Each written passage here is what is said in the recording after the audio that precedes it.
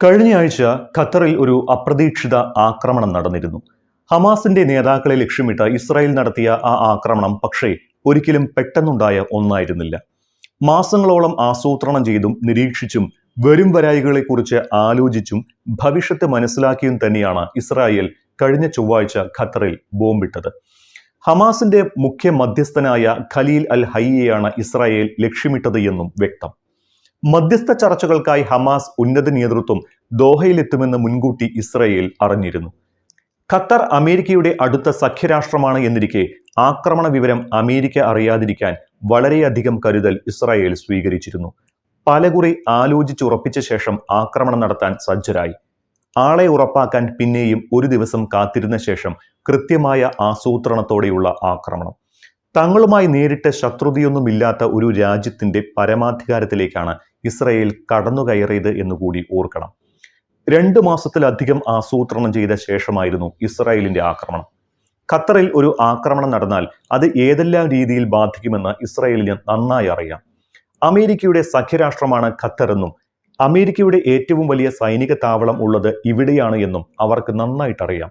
മാത്രമല്ല, ഗാസയിലെ സംഘർഷം അവസാനിപ്പിക്കാൻ മധ്യസ്ഥ ചർച്ചകൾക്ക് നേതൃത്വം വഹിക്കുന്നതും അടുത്ത കാലത്തായി ഖത്തറാണ്. ഇങ്ങനെയെല്ലാം പിൻചരിത്രമുള്ള ഒരു പരമാധികാര രാഷ്ട്രത്തെയാണ് ആക്രമിക്കുന്നത് എന്നും അത് അന്താരാഷ്ട്ര തലത്തിലുണ്ടാകാൻ പോകുന്ന ഇമ്പാക്റ്റും എല്ലാം മനസ്സിലാക്കി തന്നെയാണ് ഇസ്രായേൽ ദോഹയിൽ ആക്രമണം നടത്തിയത്. അടുത്ത കാലത്തായി ഗാസയിലെ ഇസ്രായേൽ യുദ്ധം അവസാനിപ്പിക്കുന്ന മധ്യസ്ഥ ചർച്ചകളുടെ കേന്ദ്രം ദോഹയാണ്. ഇസ്രായേലി ഉന്നത ഉദ്യോഗസ്ഥരടക്കം മധ്യസ്ഥ ചർച്ചകൾക്കായി ദോഹയിലെത്താറുണ്ട്. ഖലീൽ അൽ ഹയ്യ അടക്കം ഹമാസ് നേതാക്കളുടെ പ്രധാന താവളവും ദോഹയാണ്. ഹയ്യയാകട്ടെ വർഷങ്ങളായി ദോഹയിലാണ് താമസവും. ഇതെല്ലാം മനസ്സിലാക്കി ഖലീൽ അൽ ഹയ്യയെ ഇല്ലാതാക്കുക എന്നതായിരുന്നു ഇസ്രായേലിന്റെ ലക്ഷ്യം. ഖത്തറിനെ ആക്രമിക്കുന്ന വിവരം അമേരിക്ക അറിയാതിരിക്കാൻ ഇസ്രായേൽ എല്ലാ കരുതലും നടത്തിയിരുന്നു. കാരണം അമേരിക്കയും ഖത്തറും തമ്മിലുള്ള സൗഹൃദത്തിന്റെ അടിസ്ഥാനത്തിൽ ആക്രമണ വിവരം നേരത്തെ അറിഞ്ഞാൽ അമേരിക്ക അത് ഖത്തറിനെ അറിയിക്കുമെന്നുള്ള ബോധ്യം ഇസ്രായേലിനുണ്ട്. അത് ഒഴിവാക്കുന്നതിന് ആക്രമണം നടത്താനുള്ള തീരുമാനം ഏറ്റവും അവസാന നിമിഷത്തിലാണ് അമേരിക്കയെ ഇസ്രായേൽ അറിയിച്ചത്. എങ്ങനെയാണ് അമേരിക്കയെ ഇസ്രായേൽ വിവരം അറിയിച്ചത് എന്ന് വ്യക്തമാക്കിയിട്ടില്ല എങ്കിലും അമേരിക്ക ഖത്തറിനെ വിവരം അറിയിച്ചിരുന്നു. പക്ഷേ അമേരിക്കയുടെ മുന്നറിയിപ്പ് കിട്ടുന്നതിനും 10 മിനിറ്റ് മുൻപ് ആക്രമണം നടത്തിക്കഴിഞ്ഞിരുന്നു ഇസ്രായേൽ. അതിനർത്ഥം ആക്രമണം നടത്തുന്നതിന് മിനിറ്റുകൾക്ക് മുൻപ് മാത്രം വിവരം അറിയിക്കുന്നത് വഴി അമേരിക്ക ആക്രമണം തടയാതിരിക്കുക എന്നതായിരുന്നു ഇസ്രായേലിന്റെ ലക്ഷ്യം. തിങ്കളാഴ്ച പ്രാഥമിക അനുമതി ലഭിച്ച ആക്രമണം പിന്നെയും ഒരു ദിവസം വൈകിപ്പിച്ചു. അൽ ഹയ്യ ദോഹയിലുണ്ട് എന്ന് അറിഞ്ഞിരുന്നുവെങ്കിലും ആളെ ഉറപ്പിക്കാനായിരുന്നു അത്. ആക്രമണത്തെ രാഷ്ട്ര ഭീകരത എന്നാണ് ഖത്തർ വിശേഷിപ്പിച്ചത്. അടുത്ത ദിവസം അറബ് ഇസ്ലാമിക് ഉച്ചകോടി നടക്കാനിരിക്കുകയാണ്. ഇസ്രായേലിന് ഏത് രീതിയിൽ മറുപടി കൊടുക്കണമെന്ന് ഉച്ചകോടിയിൽ ചർച്ചയുണ്ടാകും. രൂക്ഷമായ രീതിയിലായിരുന്നു ഖത്തറിന്റെ പ്രതികരണം. അപ്രതീക്ഷിതമായ ആക്രമണത്തെ അപലപിച്ച് യുഎസും രംഗത്തെത്തിയിട്ടുണ്ട്. ആക്രമണത്തിന്റെ എല്ലാ കാര്യങ്ങളിലും തനിക്ക് വളരെ അതൃപ്തിയുണ്ട് എന്നാണ് ട്രംപ് പ്രതികരിച്ചത്. ഹമാസിന്റെ തടവിലുള്ള ബന്ധുക്കളുടെ പ്രതീക്ഷ തകർക്കുകയാണ് നെതന്യാഹു ചെയ്തത് എന്നാണ് ഖത്തർ പ്രധാനമന്ത്രി ഷെയ്ഖ് മുഹമ്മദ് അൽത്താനിയുടെ പ്രതികരണം. ഗാസയിലെ സമാധാന ചർച്ചകൾക്ക് നേതൃത്വം കൊടുത്തിരുന്നത് ഖത്തറായിരുന്നു. ആ പ്രതീക്ഷകൾ അസ്തമിച്ചു എന്ന സൂചനയാണ് ഈ വാക്കുകളിലൂടെ അൽത്താനി നൽകിയത്. എന്നാൽ ഗാസയിലെ സമാധാന ചർച്ചകളിൽ നിന്ന് പൂർണ്ണമായും പിന്മാറുമോ എന്ന് അൽത്താനി വ്യക്തമാക്കിയിട്ടില്ല. ആക്രമണത്തിനിപ്പുറവും ഗാസയിലെ സമാധാന ശ്രമങ്ങൾക്ക് ഖത്തർ മുൻകൈയെടുക്കും എന്ന് തന്നെയാണ് മനസ്സിലാക്കേണ്ടത്. അടുത്ത ദിവസം ഇസ്രായേലിന് തിരിച്ചടി നൽകുന്ന കാര്യം ചർച്ച ചെയ്യാൻ അറബ് ഇസ്ലാമിക് ഉച്ചകോടി ആരംഭിക്കാനിരിക്കെ ഖത്തറിനെ അനുനയിപ്പിക്കാൻ അമേരിക്ക നീക്കവും ആരംഭിച്ചിട്ടുണ്ട്.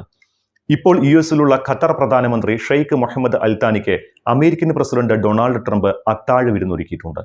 ചൊവ്വാഴ്ച നടന്നതുപോലൊരു ആക്രമണം ഇനി ഇസ്രായേലിന്റെ ഭാഗത്തു നിന്ന് ഉണ്ടാകില്ല എന്ന ഉറപ്പാണ് ട്രംപ് നൽകിയിട്ടുള്ളത്.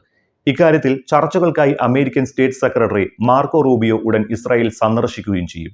ചൊവ്വാഴ്ച നടത്തിയ ആക്രമണത്തിലൂടെ ഹമാസിന്റെ രാഷ്ട്രീയ നേതാക്കളെ വധിക്കുകയായിരുന്നു ഇസ്രായേലിന്റെ ശ്രമം. എന്നാൽ ലക്ഷ്യം കാണുന്നതിൽ ഇസ്രായേൽ പരാജയപ്പെടുകയും ചെയ്തു എന്നതാണ് എടുത്തു പറയേണ്ടത്. വർഷങ്ങളായി ഖത്തറിൽ താമസമുള്ള ഖലീൽ അൽ ഹയ്യയായിരുന്നു ഇസ്രായേൽ ഉന്നമിട്ടത്. എന്നാൽ അൽ ഹയ്യയുടെ മകനടക്കം 6 പേരാണ് കൊല്ലപ്പെട്ടത്. ലക്ഷ്യം നിറവേറുന്നതിൽ പരാജയപ്പെട്ടതിന് പിന്നാലെ ഗൾഫ് മേഖലയിലേക്കും പശ്ചിമേഷ്യയിലാകെയും ഒരു സംഘർഷത്തിന്റെ പൂർമുഖം തുറക്കാനും ഈ ആക്രമണം വഴിമരുന്നിട്ടു. 2023 ഒക്ടോബർ 7 ആക്രമണത്തിന് തൊട്ടു പിന്നാലെ ഗാസയിലും വിദേശത്തുമുള്ള ഹമാസ് നേതാക്കളെ വധിക്കുമെന്ന് ഇസ്രായേൽ വ്യക്തമാക്കിയിരുന്നു. ഇറാനിൽ ഇസ്മായിൽ ഹനിയെയും ലെബനനിൽ സാലിഹ് അൽ അറൂരിയെയും വധിച്ചതുപോലുള്ള ആക്രമണങ്ങളും ഓപ്പറേഷനുകളും ശത്രു രാജ്യങ്ങളിൽ മാത്രമാണ് ഇസ്രായേൽ അതുവരെ നടത്തിയിരുന്നത്. എന്നാൽ വെടിനിർത്തൽ ചർച്ചകളിൽ നിർണായക മധ്യസ്ഥ പങ്ക് വഹിക്കുന്ന ഖത്തറിൽ ആക്രമണം നടത്തിയത് മധ്യസ്ഥ ശ്രമങ്ങൾക്ക് തുരങ്കം വെക്കലാകും എന്നറിഞ്ഞുകൊണ്ട് തന്നെയാണ്. അതാണ് യുദ്ധം അവസാനിപ്പിക്കുന്നതിന്റെ തുടക്കം എന്ന ഇസ്രായേലിന്റെ പ്രസ്താവന. ആ പ്രസ്താവനയ്ക്ക് ഒരർത്ഥമേ ഉള്ളൂ: സമാധാന ശ്രമങ്ങൾക്ക് ഇസ്രായേൽ ഇല്ല. ഹമാസിനെ ആക്രമിച്ച് ഇല്ലാതാക്കി പലസ്തീൻ രാഷ്ട്രം എന്ന സങ്കല്പം അവസാനിപ്പിച്ച് പൂർണ്ണമായും ഗാസയിൽ അധിനിവേശം സ്ഥാപിക്കുക. യുദ്ധം തുടങ്ങി 2 വർഷം പൂർത്തിയാകുന്നതിന് ഇനി 2 മാസം മാത്രമാണ് ബാക്കിയുള്ളത് എന്നതും വസ്തുതയാണ്.